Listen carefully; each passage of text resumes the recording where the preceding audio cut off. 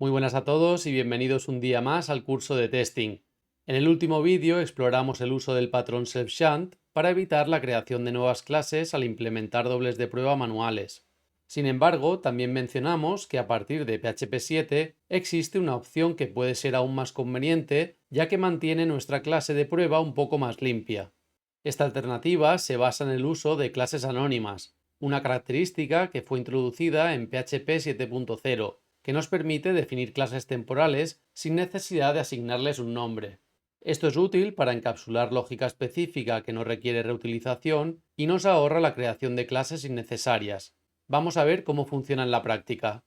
Desde nuestra clase de test de envío de alertas meteorológicas de vídeos anteriores, vamos a sustituir la instancia de la propia clase del test que teníamos con $this y vamos a escribir new class implements meteorología app interface y el método getTemperatura, que hasta ahora está como método de la clase del test, se quita de aquí y directamente se sitúa dentro de la clase anónima. Eliminamos también la implementación de meteorología app interface para la clase del test y volvemos a ejecutar el código. Y como podéis observar, sigue funcionando sin ningún problema.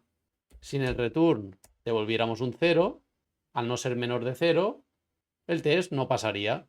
Perfecto. Así como en este ejemplo hemos implementado una interfaz, una clase anónima también podría heredar de otra clase usando extends. Por ejemplo, en otra circunstancia, podríamos hacer que extendiera de la clase producto entity de vídeos previos e incluir en su interior el método escaro. Como veis, desde PHP 7 podemos usar una clase anónima de PHP que se crea al vuelo en tiempo de ejecución para actuar como el doble de prueba que necesitamos sin necesidad de recurrir a frameworks de mocking. Esperamos que os haya gustado, nos vemos en el próximo episodio y hasta entonces un fuerte abrazo.